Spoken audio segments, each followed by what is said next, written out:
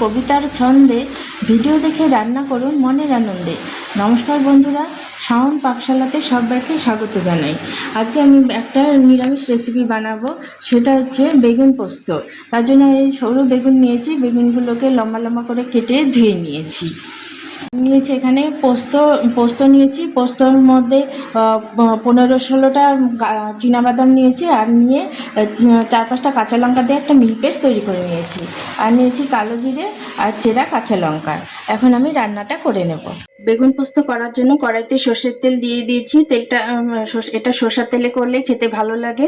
এখন এর মধ্যে দিয়ে দেবো লবণ মাখানো বেগুনগুলো। আঁচটাকে মিডিয়ামে দিয়ে বেগুনগুলোকে আমি একটু হালকা করে ভেজে নেব।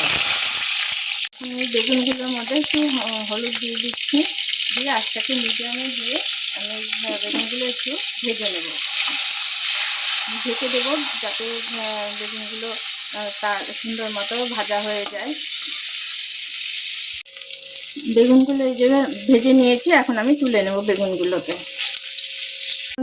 বেগুন ভাজা তেলটা বেঁচে গেছে, ওই তেলেই রান্নাটা করে নেব। দিয়ে দিচ্ছি 2টো শুকনো লঙ্কা ফোড়ন, আর দিয়ে দিচ্ছি কালো জিরে।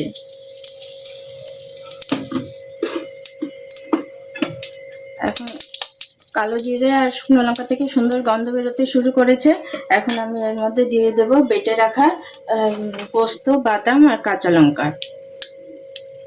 মাছটাকে মিডিয়ামে দিয়ে আমি এটাকে ভালো মতো করে একটু তেলের মধ্যে কষে নেব। এটা নিরামিষ দিনে খেতে খুবই ভালো লাগে। নিরামিষের দিনে, পুজোর দিনে, যে কোনো নিরামিষের দিনে আপনারা এটা রান্না করে খেতেই পারেন। খেতে খুবই ভালো লাগে এবং চটজলদিও হয়ে যায়।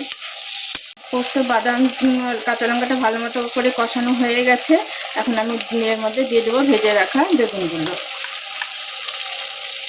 দিয়ে দেবো চেরা কাঁচা লঙ্কা, দিয়ে দেবো পরিমাণ মতো লবণ।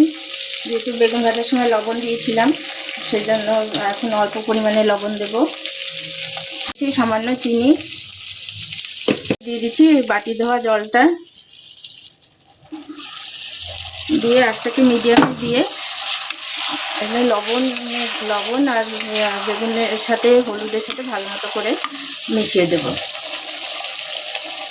আমার রান্নাটা একদম শেষের পথে, শেষে একটু দিয়ে দিচ্ছি সামান্য কাঁচা তেল। এতে টেস্টটা আরও অনেক গুণ বাড়িয়ে দেবে। আর যেহেতু পোস্তর মধ্যে আমি একটু বাদাম দিয়েছিলাম, চীনাবাদাম, এতে যে বাদাম চীনাবাদাম পড়লে এতে রান্নার টেস্টটা 3 গুণ বেড়ে যায়। খেতে দুর্দান্ত লাগে।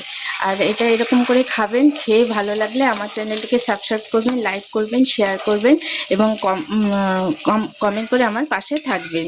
দেখলেনই তো কত চটজলদি হয়ে গেল রান্নাটা। এটা গরম ভাতের সাথেই হোক, রুটির সাথেই হোক, পরোটার সাথেই হোক, আপনারা যেটা দিয়ে ভালোবাসবেন সেটা দিয়ে খেতে পারবেন।